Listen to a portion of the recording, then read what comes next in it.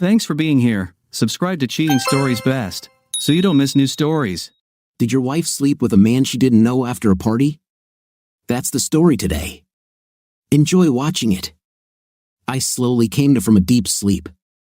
On one hand, I felt awful. My throat was dry, my head was pounding, and my stomach was churning like on a roller coaster. But the warmth in my belly and the sticky moisture between my legs somehow made up for it all. I struggled to open one eye due to the bright sunlight, though later I found out the day was overcast. My condition seemed to be due to the bright sun. I still squinted, trying to shield myself from the light. My body, with bite marks, indicated that the time was not wasted. Closing my eyes, I smiled. I couldn't understand why. There was neither a reasonable nor an unreasonable explanation. Our relationship had been distant for the past few months. Our first meetings were completely different. We accidentally met at work. I was analyzing statistics, and Tom was dealing with security issues. There was a physical attraction between us from the very beginning. I remember being drawn to him so much that I almost broke my rule not to engage in intimate relationships on the first date. Tom was tall and strong. His touch was irresistible. His appearance, with blue eyes and handsome facial features, made me desire him. I was shocked when he refused. I shared my thoughts with my friend Evelyn. She believed that if he was the right guy, he would wait. I decided to listen to her advice. Evelyn had always been attractive, with a well-maintained figure, and it seemed to me that she attracted everyone around her. She always had doubts about Tom. I decided not to hide from her what had happened between us. I hadn't noticed any signs of her attraction towards Tom, but her evident distress caught my attention. I resolved to inquire about it at a later time. In that moment, a foolish grin adorned my face, and I reclined with closed eyes. As soon as the door shut behind us, I found myself enveloped in Tom's embrace. Towering over me by about 4 or 5 inches, he effortlessly lifted me off the ground, his lips eagerly seeking mine. I wrapped my arms around his neck, tangling my fingers in his hair as I parted my lips to welcome his exploring tongue. The kiss was intense, our beings fused together. I let go of my purse and the heels I had already discarded for our beach stroll. His arms encircled me, one hand firmly gripping my waist. My squirming woke him up, and he laughed. "What are you doing, Marie?" "Laugh if you want, but I'm cold," I replied, then kissed him between his shoulder blades, my hands wandering along his back. My fingers touched a rough spot, and I looked down. "What is this?" I asked. On his lower back was a jagged red spot the size of a dime. "This is a birthmark," he explained, rolling over and hugging me. "All the men in my family have it. When we have children, you better be on your guard. If it's a boy, he must have a spot like that, otherwise, I'll find out you were dating the milkman," he joked. I giggled. "I will remember it, but don't worry," I assured him, kissing him deeply. I don't play the fool in any relationship. A few months later, we got married in a quiet civil ceremony. The only disappointment was Evie's reluctance to be my witness. She finally agreed, but I wondered why she was so opposed to me marrying Tom. Tom's witness was our colleague Jay, a poker and fishing buddy, and best friend. David was tall and broad-shouldered, with sharp, clean features and dark, polished ebony skin. I tried more than once to push Evie towards him when Tom and I became close, but to no avail. It seemed like she wasn't interested in him either. Time passed, and at first, everything went well. I guess after a couple of years, we got used to the routine that most couples fall into: work, social events, both business-related and otherwise, and even more work. Intimacy between us, which started out almost constant, dwindled to weekly, then every other week, and then became really rare. I'm sure I was as much to blame as Tom for the decline of our intimate life. And it's not just our nightlife. Recent months have seen a sharp decline in hugs, kisses, and even simple touches and words that couples use to reassure each other of their love. I tried, and I was sure Tom did too. I worked out and tried to monitor my weight and overall fitness, but too many evenings, I worked late and subsisted on beer and pizza. I fought as hard as I could, but I have gained a few pounds since we got married. Then there was the problem with the children. Tom suggested we wait a few years until our financial situation improved. I agreed, enjoying the thought of being able to be a full-time mother when the time came.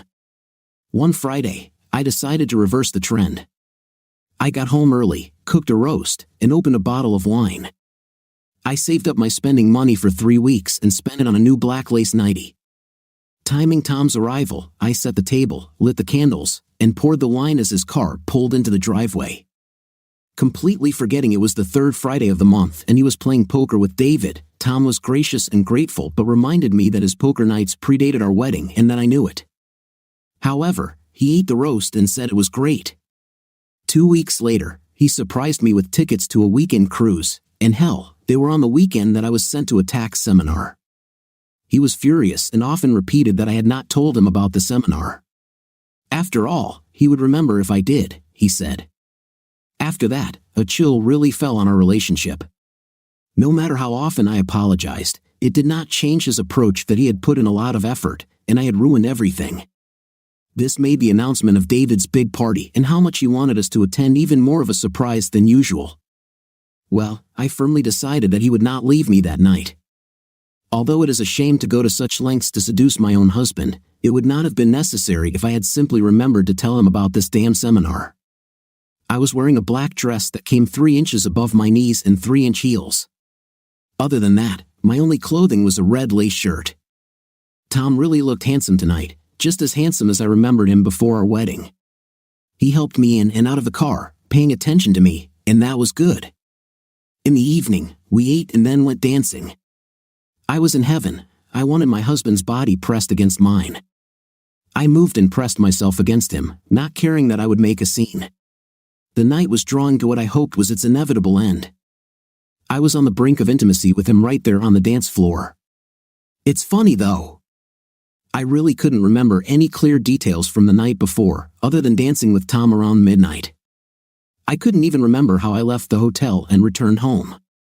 There were bits and pieces, most of them extremely fuzzy, but all of them were vague. We must have had a good time, though. Hopefully, this meant the drought was over, and we would do it again and again. Well, the Saturday morning made up for the hangover. I managed to open my eyes again and smiled as I vaguely saw my clothes hanging on the edge of the bed. Maybe the red shirt worked. Waking up without clothes with a warm body next to me was very exciting. I wonder if I can get to pick up where we left off. Crap, first good night in months and I barely remember anything. I woke up, and now I will remember, no matter what happens. I rolled over, opened my other eye, and began to hug John when I froze. I closed my eyes tightly, hoping that when I looked again, it would all be a mirage. I looked out, but that was not the case.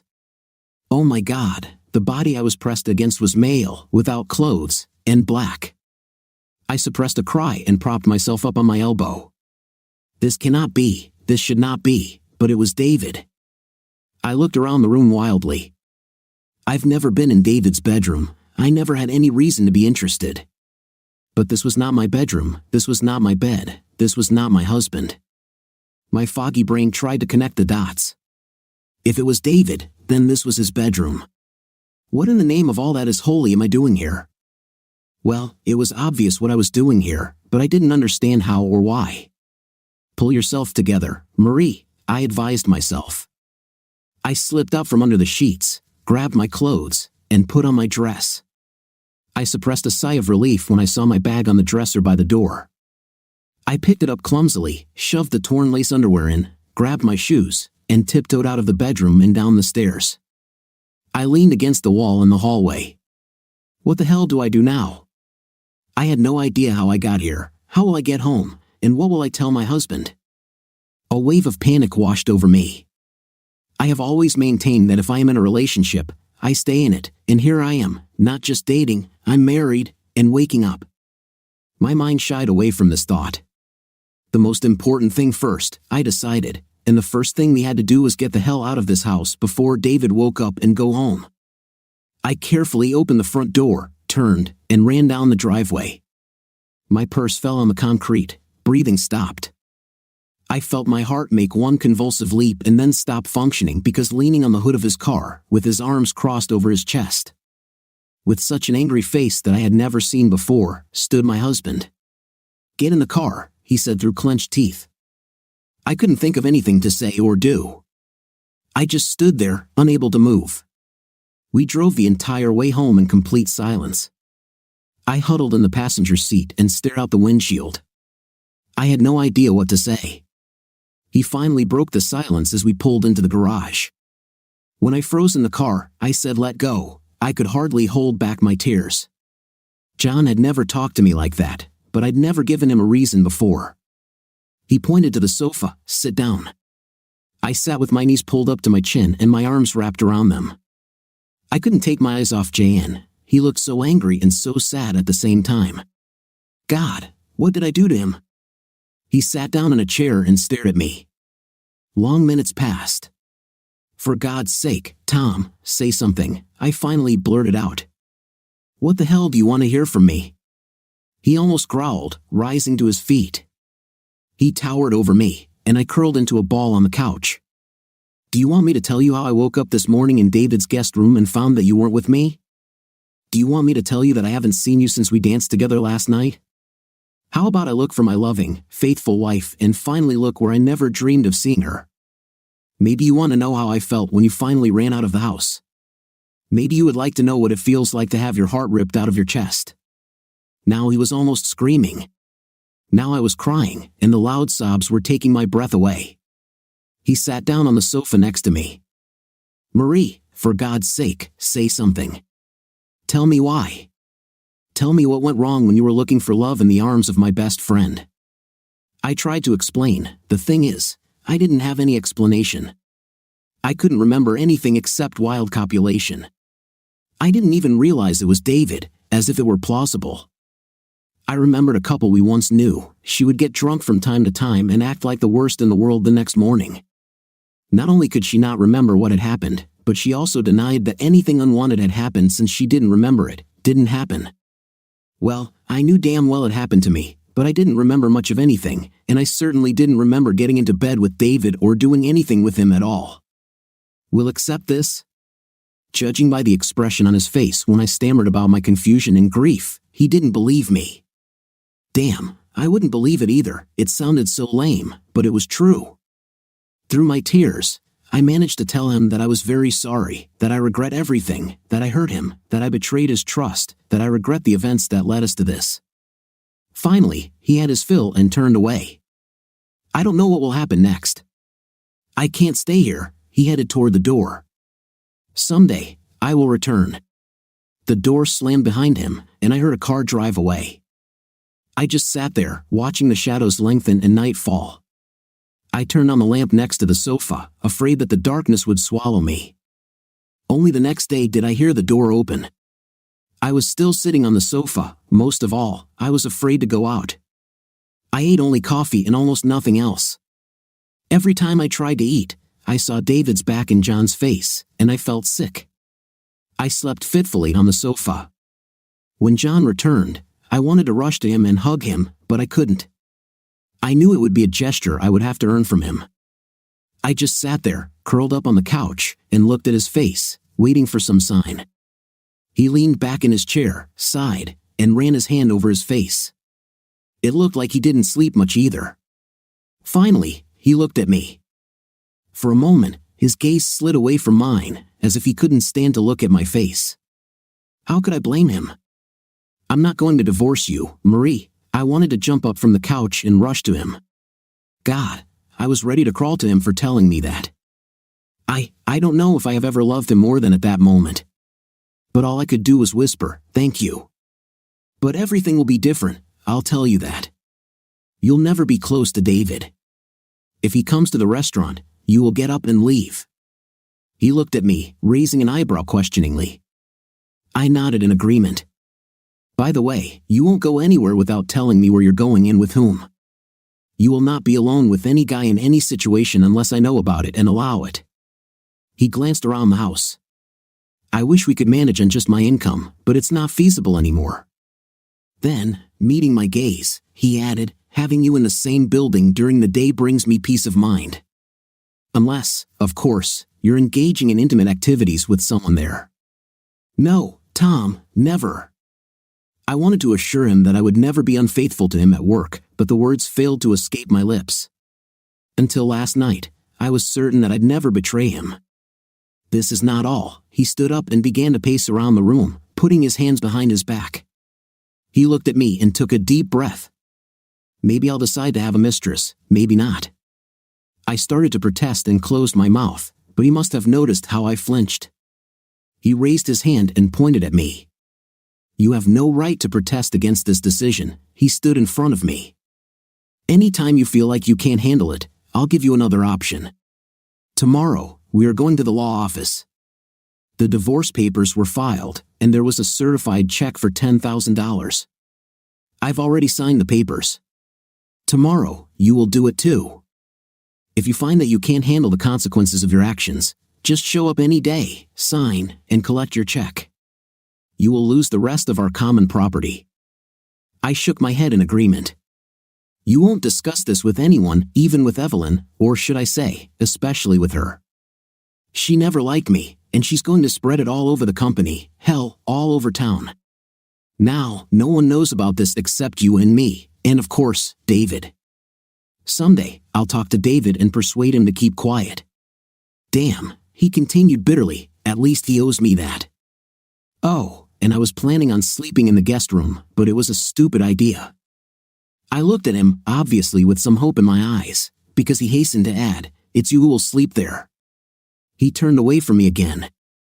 At least you didn't engage in intimacy with him in her bed, I muttered, burying my face in my hands but still letting out a scream. Needless to say, I won't engage in intimacy with you for at least 6 months after we consult the lawyer. I want you to make an appointment with the doctor and get everything checked out that you might have caught. David is a true swordsman. He stood up and began to climb the stairs. I'm going to take a shower. By the time I leave, you'll have moved everything you want to the other bedroom. Hearing the sound of water, I went upstairs to our bedroom. Automatically, I gathered my clothes and moved across the hall. I cleared my personal items from the dresser, removing my presence from the room. I thought for a moment about my things in the bathroom. I decided to leave them. I could buy new toothpaste and stuff. I wasn't going to break his decision by going there to get them. As it turned out, this was not necessary. Later, when he came over for dinner, he rudely informed me that he had packed up my stuff and moved it to another bathroom. The next day, we went to a lawyer's office and signed papers that could end our marriage. When we were done, the only thing keeping me from getting a divorce was my signature on the last page. Tom dropped me off at the doctor's office, and I went through a series of tests. Everything came back negative, but as I already knew, HIV can manifest itself even after 6 months. Life went on. This always happens. I cooked food, cleaned the house, went to work, and immediately returned home. When I had to go to the store, I would call Tom and tell him where I was going, and I would call him when I got home. I always used the phone in the house, not my cell phone, so that he knew for sure that I was really at home. I never saw David again. I heard rumors that Tom had gone to see him and that there was a lot of screaming outside David's office, indicating that they might have gotten into a fight. I didn't try to find out anything else. Evelyn knew something was wrong from the very first morning at work. She was upset that I refused to tell her. I knew it hurt. We always trusted each other. But I made a promise to Tom. I had broken one promise to him and was determined not to give him any reason to think that I would break another. She finally stopped asking, simply reassuring me that we would always be friends, no matter what. I almost cried. But even weeks after that night, I was still too empty to cry. John treated me politely and correctly, but also kept me at arm's length. There were no words of love, no touches, no hints that reconciliation was getting closer. Every day, he slipped. Once, I made his favorite Sunday lunch, and he ate 2 portions of stew and was on his 3rd when he finally pushed the plate away. He groaned with happiness. "Thank you, dear, that was great." I don't know if he hurt himself, but it touched my heart. John continued to commute to work. He continued to go out on Fridays. I knew he wasn't playing poker with David, but he'd apparently found another game. He returned home late at night with the smell of cigar smoke on his clothes and the occasional chip in his pocket. I had to call him one day when I realized I had forgotten a few things at the grocery store. That day, he gave me permission and briefly told me not to bother him anymore. I hoped this meant he was starting to trust me again, at least a little. And then the bottom fell out a week later. Just when I started to think that maybe we could get through this, Tom got home just in time. He often worked late, and I closed the computer and books at 4:30 sharp. I agreed on a few swing hours to avoid traffic jams and arrive home or work on time. He went to the buffet in the dining room and poured whiskey into a glass. He walked into the kitchen where I was cooking and added some water and one ice cube to his drink. He stood next to me and took a few sips before speaking. He was harsh. "Next week, I'm going to Chicago for a conference. I'm going to leave tomorrow and make a vacation out of this. I've made arrangements with Mr. Jackson, the vice president, to take some time off. I'll be gone for 2 weeks, maybe more." He turned and looked out the window. Twice he began to speak and then fell silent. For the third time, he cleared his throat and spoke. "I won't go alone." These words seemed to echo throughout the house. Now it was my turn to look for the words that haunted me. I was pretty sure he didn't mean me, but I waited for him to say, "Understand. I'm taking Lynn Richardson with me." Lynn Richardson. I knew her, a blonde with sharp features, large chest, and long legs that she didn't even try to hide. Twice divorced, she was a good risk analyst, but because of the divorces, she would never get very far with Whitaker and Company, still tightly controlled by the founder and his sons. They were great fans of family togetherness. She had a reputation for enjoying guys, and for them enjoying her. I knew that John's family would not be a hindrance to her. I looked at John's face. There was determination in him, and perhaps even a hint of anxiety, embarrassment. He knew that I was well aware of what he was going to do during this trip. "Yes," I swallowed hard and tried to keep my voice even. "Do you want me to take you to the airport?" "No, I made other preparations." "I see. I warned you that this could happen." "I know, Tom. 2 weeks. 2 weeks with her. Are you punishing me too much? I know you're still hurting, but this will hurt me even more. You go out with someone on purpose and leave me behind. This is not an accidental slip from drinking too much. This is a calculation. Maybe so, but it will happen. I want my self-respect back. If you don't like it, go to a lawyer." The rest of the evening passed in silence. Tom packed up while I cleaned up after dinner. As I started to walk up the stairs to go to bed, his voice came from behind me. "Marie, maybe when this is all over, it will all be over. Maybe we can get back to where we started from scratch." I looked at him and nodded. "I hope so."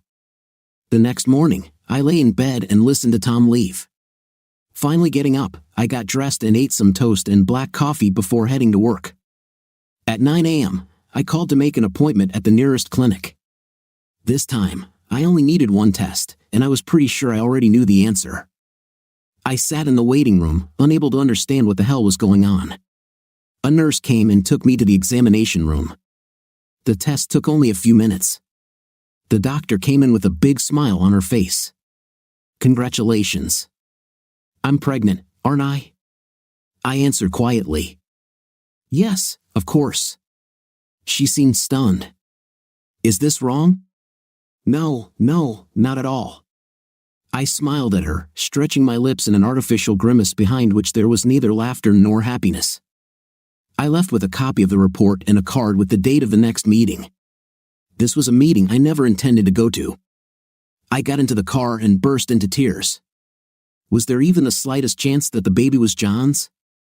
The time frame meant that David was the father, that the child was conceived that night. I shook my head sadly. All the work, all the effort, everything goes down the drain. I had no hope of hiding this from Tom. Just when the possibility loomed that we could get our marriage back on track, this happened. This will destroy him forever. John had no intention of raising someone else's child, and I didn't know if I could either. For a moment, I thought about abortion. No, I immediately rejected this thought. Despite my stupidity, the life growing inside me did nothing wrong.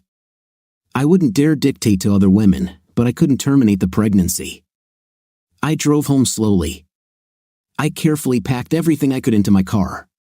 Despite the agreement, I felt I deserved the car. I brought her into the marriage. I was going to take her back.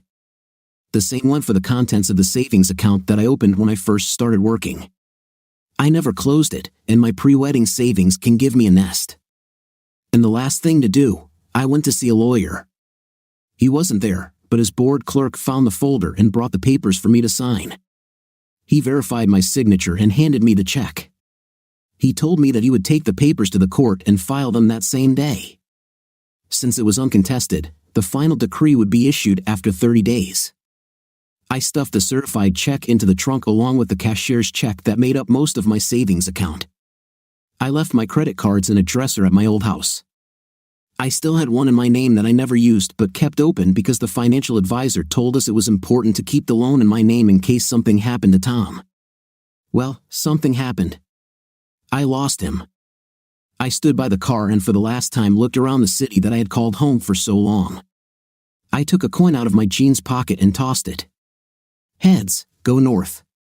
Tails, go south. I climbed into my overloaded car, started the engine, and drove south along the highway. I had absolutely no idea where I was going. I just wanted to be somewhere else.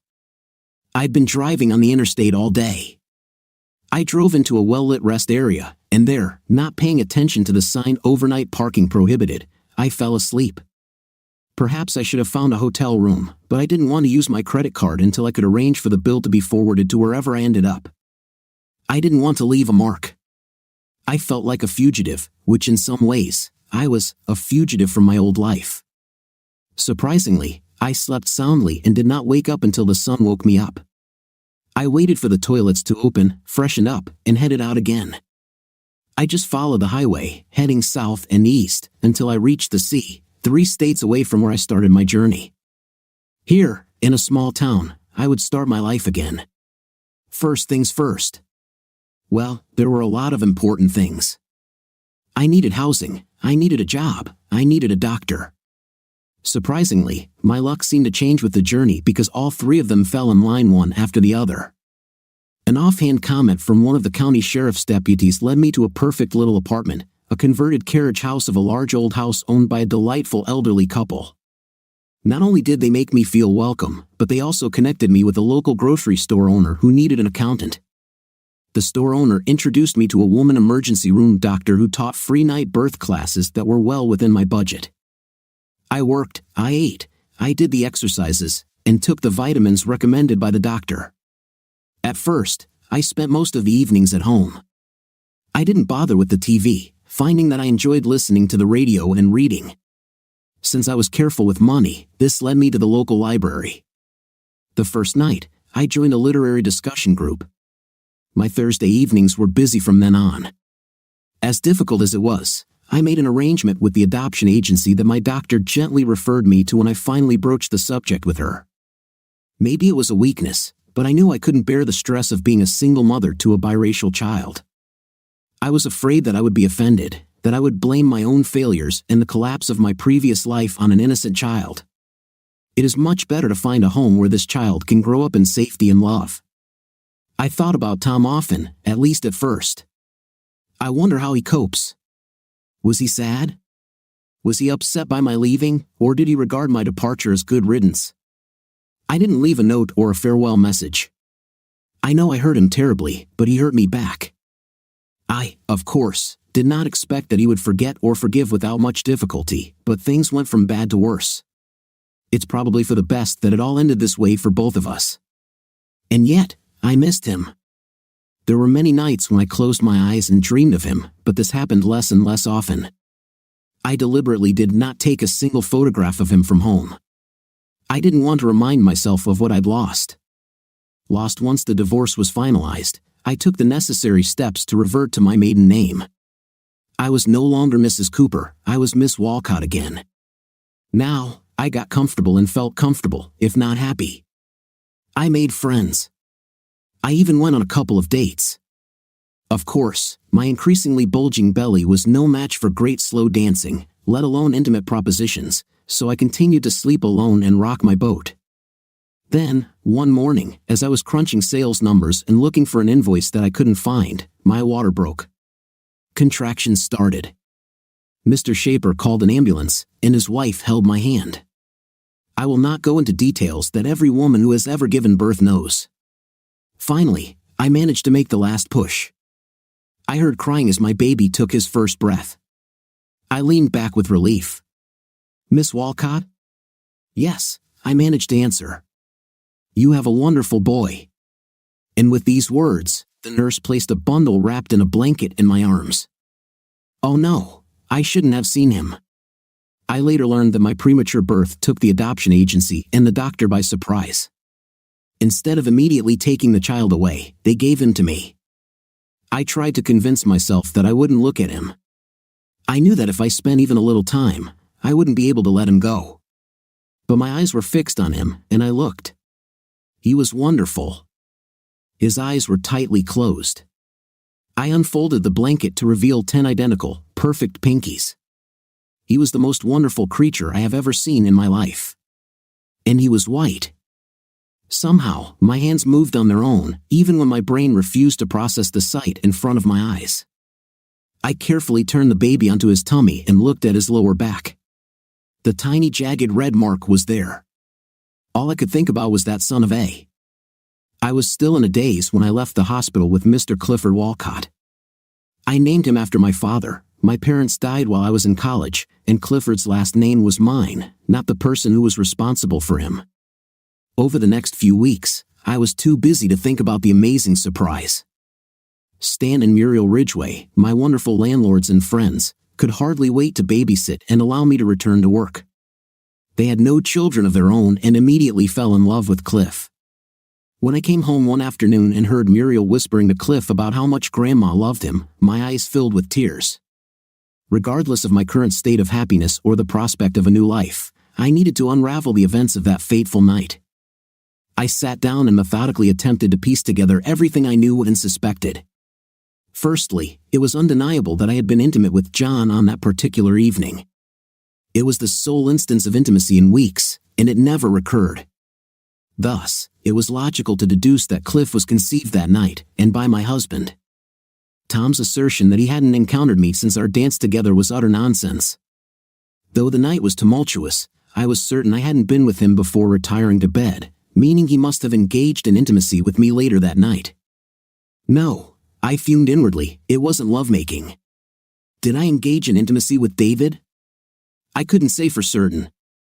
I couldn't shake off my doubts, primarily because of what I knew about Tom. If he had enough control to set this up, he would never allow anyone to take advantage of me. Besides, I knew David too. David didn't need to catch his women drunk and unconscious, he could make them line up 2 by 2. And why do I remember almost nothing about that night? Yes, I drank, perhaps more than usual because I enjoyed myself and the new attention from my husband, but not so much as to lose consciousness. Obviously, it was too late to do a blood test to see if I had been pilled, but I was leaning toward that conclusion. Okay, everything seemed to fit. I was set up by my ever-loving husband and took the blame for something I didn't do. But why? What could make John do this to me and then treat me like a leper when I've done nothing wrong? It seemed simply impossible. Did I really know the man I married that badly? Now, I was almost sure that I knew what exactly happened. I just don't know the reason. Over the next few weeks, I considered various scenarios. Maybe it was some elaborate prank on someone that backfired, and everyone ran for cover. Was there any compulsion to do this on the part of Tom and perhaps David? I just couldn't think of anything. Then, one Sunday afternoon, as I was leaving the spare bedroom, someone started banging on the brass door knocker. I had just put Cliff down for a nap and was seriously considering taking some sleep myself. I didn't want anyone to bother us. I opened the door and froze in shock. After a long silence, I heard, "Aren't you going to invite me in?" "Yes, please," I answered, stunned. "Come in, Evie." She came in, and I automatically asked her to be quiet. Seeing the surprised look, I tiptoed into the nursery and showed her Cliff. She was surprised. I led her into the living room, she sat down on the sofa, and I was next to her. We were silent for a long time. I looked at her, and she turned away. And finally, I had to break the silence. "How did you find me?" "Car insurance," she answered. When you received a new policy, the state office, which monitors these things, received a regular notification. I have had a standing request for any changes with the justification that there may be an outstanding claim under the old policy, but I did it a few months ago. Why did you wait so long? Evie looked away. I was ashamed, she said quietly. From what? That when you needed help, I wasn't there. And she paused, then continued, and because I knew about John's affair and didn't tell you anything about it, even after I realized that you found out yourself. Evie, I said quietly, what are you talking about? Tom's affair with Lynn Richardson? I knew this had been going on for months. I didn't say anything. Then I realized that you must have found out because you became so withdrawn and upset. I finally got up the courage to talk to you, and then you disappeared. Sorry, I slowly digested Evie's words. Now everything has become much clearer. I started to understand something. That's why we couldn't move forward financially. I put in money, and he took it out. David was undoubtedly covering for him under the guise of weekly poker games. Now I was completely convinced that David's whole episode was set up in order to what? I still didn't understand it. Yes, it made me defensive and allowed him to do whatever he wanted, but he was already doing it anyway. Why? I shook my head. Evie looked at me with shame, regret, and something else that I couldn't identify in her eyes. Evie, I left the words hanging in the air. Yes, she answered quietly. He took Lynn with him on that non-returnable cruise. I heard them making plans a month in advance. Evie, for God's sake, why didn't you tell me anything? It would have been painful, but my whole life was ruined. Please tell me you had no idea about this plan of his. The confused look Evie gave me was enough to answer. Enough. I told her what happened at David's and the weeks that followed, and she almost fell apart. All she could say over and over again was, sorry, sorry. Why, Evie? Why didn't you tell me? That's the only thing I can't understand about your role in this case. She turned away from me. I wanted someone else to tell you. I tried to convey information somehow, but I couldn't allow myself to be associated with this. I don't understand, Evie. Why did you hope that I would find out this from someone else? Because if I told you, you would hate me. I thought it would ruin everything. I shook my head. I'm still confused. You always seemed upset that I dated and then married Tom. Maybe it was unfair, but I always thought that you wanted him for yourself. No, my God, no. Evie turned to me and took my hands. Have you ever seen What Didn't You See? Oh, Marie, I didn't want Tom for myself. I just didn't want you with him. Evie looked at me, expecting. I don't know what. Emotions raced through my head. I found myself at a loss for words, unsure of what to think or say. As I remained silent, Evie leaned in closer, gently taking hold of my hands in hers. Her fingertips traced delicate patterns on my palms, and when I met her gaze, I detected a mixture of hesitation and concealed desire that I never expected to see in another woman's eyes. With a tentative motion, Evie brought her lips to mine, their touch fleeting before pulling back. She looked at me, almost as if anticipating rejection or worse, a rebuff. It dawned on me that she awaited my response to her revelation, whatever it might be. A slight shiver ran through her, betraying her nerves, mirroring my own. Some hidden part of me, dormant until now, must have responded to her, for she kissed me again, this time more firmly. My mind whirled with disbelief at the realization that Evie desired me. But her hand rested on my chest, gently guiding me back onto the couch. This wasn't like me. I had to stop. Put an end to it all. But we made love. The intimacy was passionate and exhilarating, providing a much-needed release after months of abstinence. But in the morning, I got up, fed Cliff, changed him, and sat in the rocking chair Stan had made for me while my son fell asleep on my lap. Again, Evie entered the room, looked at Cliff, then at me, and smiled sadly. "That's it now, right?" she asked. I was sad, but she was right.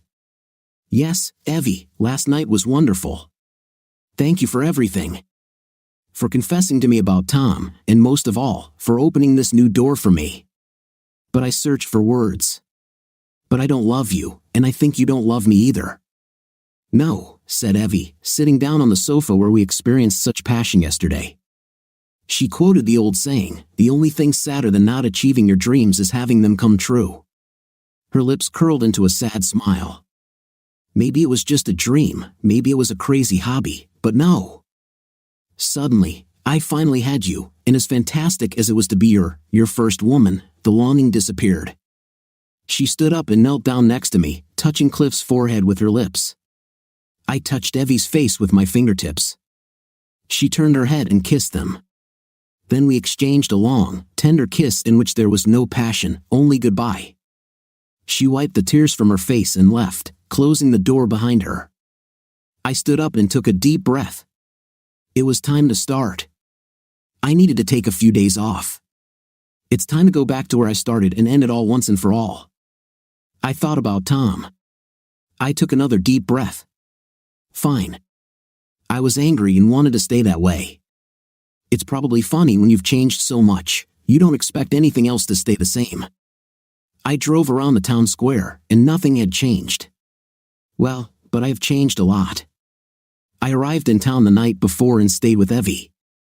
Truth was stranger than fiction, and we spent the night in pure chastity, even though she only had one bed, and we both slept in it. The spark between us, which flared so brightly that evening, almost went out. This experience, thank God, left us as friends. Evie kept an eye on what was going on in the company, especially what John and his sweet little Lynn were doing. What she found out didn't surprise me too much. I spent the morning running errands and meeting some people. I gathered all the information, made several phone calls, and visited the courthouse. I wanted to make sure I had all my stones.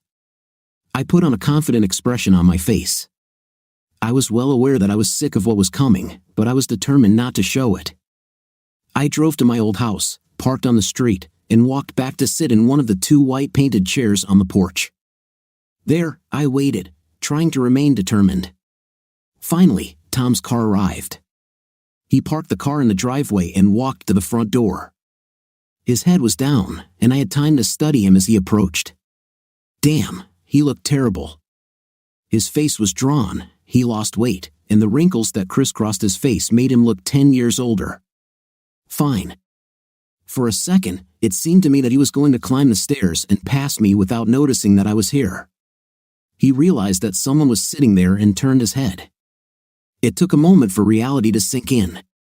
He frowned for a couple of seconds, as if he was trying to remember me. Then his eyes opened, and he turned very pleasantly pale. "Marie," he tried. I have to give him credit. He tried to find a balance between long-suffering injured husband and thank God you're okay. When he started babbling about how much he missed me and how glad he was that I was home and he thought he could forgive me, but how dare I bother him and what made me sign the divorce. "Oh, for God's sake, Tom, shut up." "What, you can't talk to me like that?" he muttered. "Of course I can't. Maybe if I had talked to you like that a long time ago, you wouldn't have had this affair with Lynn. And then you wouldn't have given me a fake affair." John kept trying. "I have no idea what you're talking about. Any so-called romance with Lynn was only after what you did to me. I was ready to forgive you, and you ran away. Damn it, you're really being stubborn. Let's end this." I talked to Evie, I talked to Lynn, I talked to David, my lawyer, and yes, I have my own, contacted yours. I picked up the folder with documents. I have copies of their statements, copies of the credit card bills and bank statements that you hid from me, which detail your little encounters with Miss Richardson in some detail, starting with a hotel date almost 2 months before that night. Now, how about we sit down and continue our conversation, or would you rather I start screaming right here? Without another word, he opened the door, and I followed him. I walked over to the chair in the very room where he had been so upset almost a year ago. I carefully placed my purse in the thick folder I was holding on the small table next to me and looked at Tom. He sat down on the couch, and I was struck by the irony of us switching places now. Tom had to clear his throat before speaking. "What do you need, Marie?" "I think the first thing I need is some kind of explanation, if there is one, Tom. If you were so happy with me, why didn't you tell me? I knew we were growing apart and tried my best to solve the problem. But if you didn't want this, why didn't you file for divorce?" And for God's sake, why did you do to me what you did that night and then treat me like that, Mari? Believe me, when this all started, I had no intention of hurting you. He stopped as I jumped to my feet. I took 2 steps towards him, raising my hand. You didn't mean to hurt me? I don't have to believe such nonsense. I managed to control myself and return to my place. Why did you start this affair for no reason, Marie? He replied. She flirted with me, and I flirted back. I put all the energy I should have put into our marriage into pursuing her. I enjoyed the feeling of being a man in the city again. I pushed you into the far corner of my mind. I made a conscious decision to cheat on you, but I didn't want to lose you, he continued. I thought it would be a one-hot, and then I'd find a way to make it up to you, and you'd never know. And then I felt fascinated. I needed answers. But why such a setup? All these clever tricks to make me feel like the worst wife on earth? And then how you treated me. You knew I was innocent, and yet you seemed to enjoy rubbing my face in the dirt. I thought you understood everything. I was sure that somehow I had given myself away. I knew I had left clues to my behavior.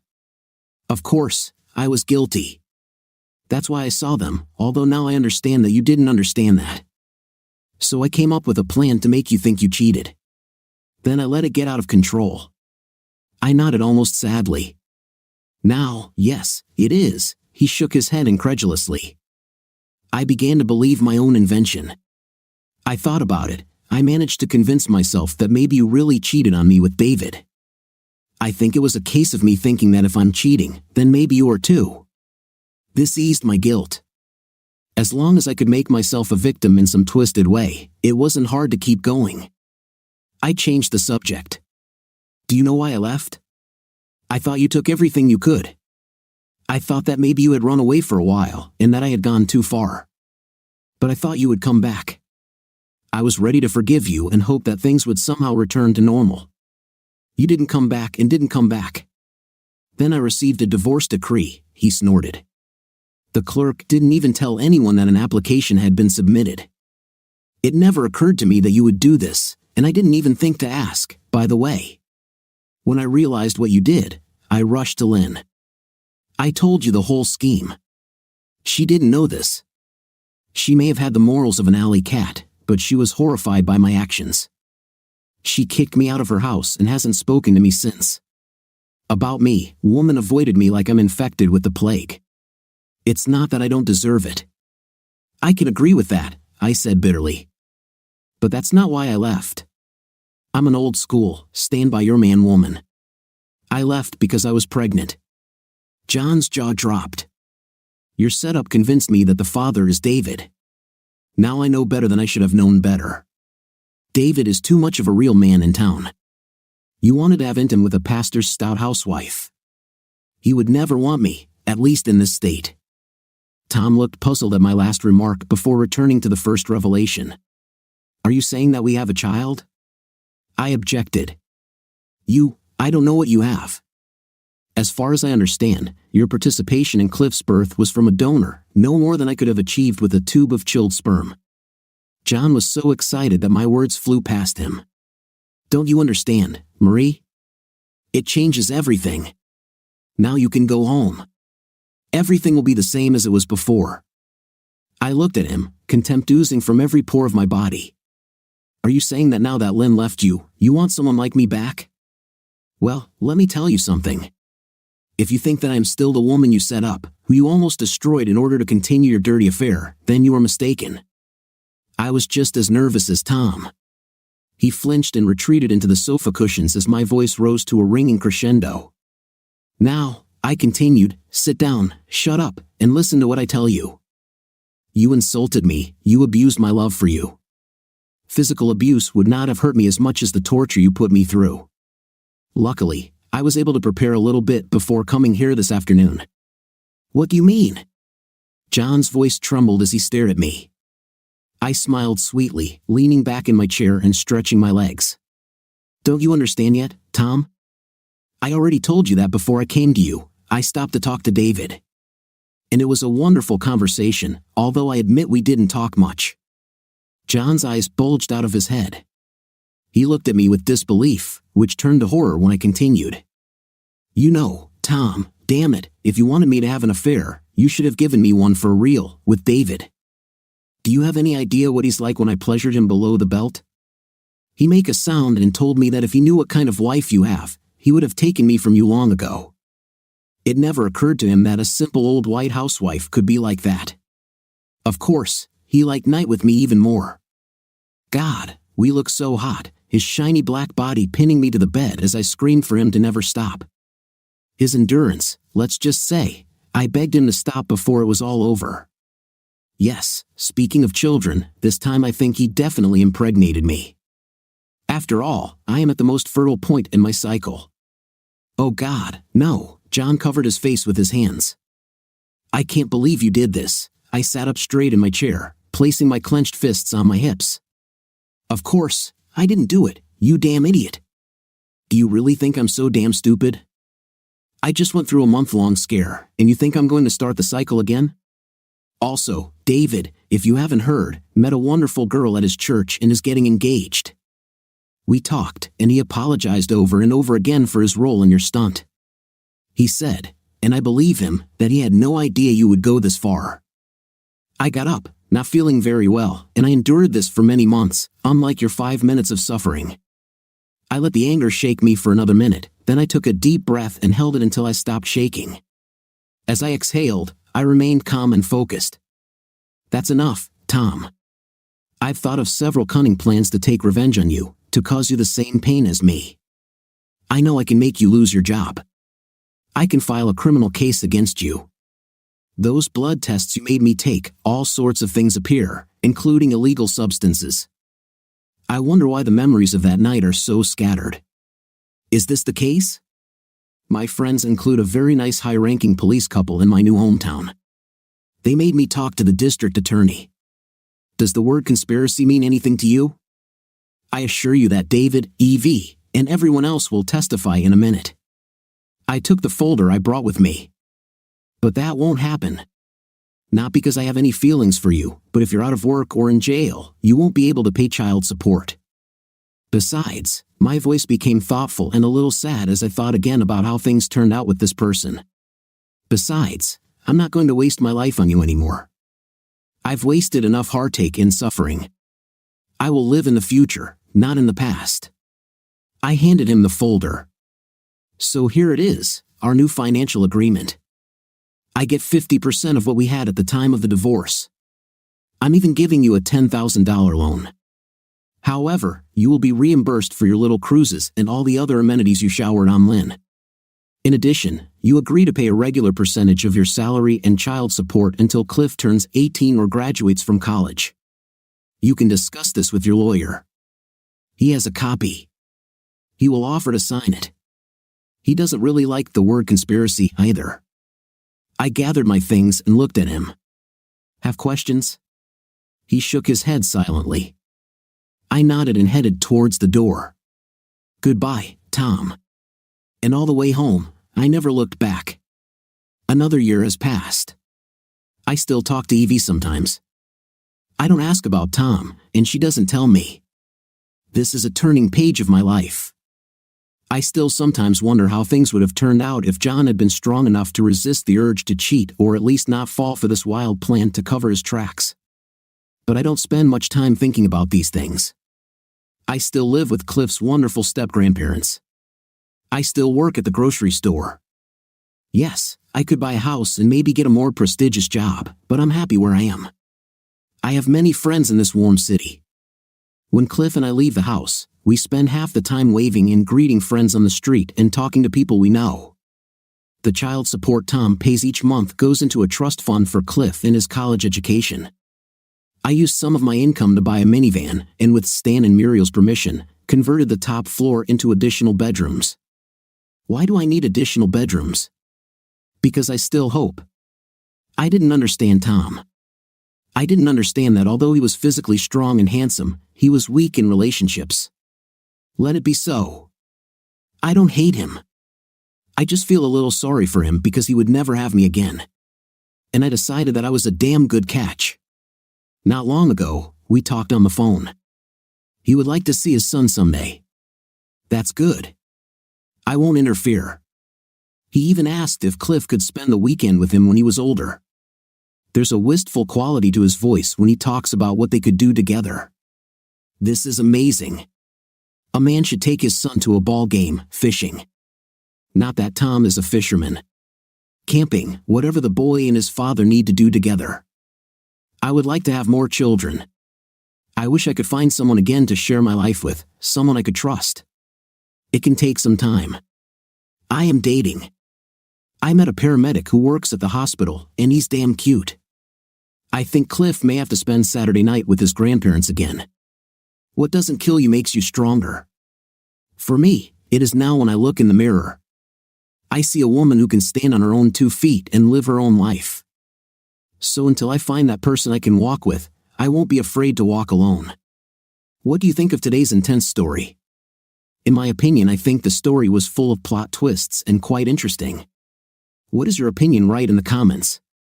See you in the videos.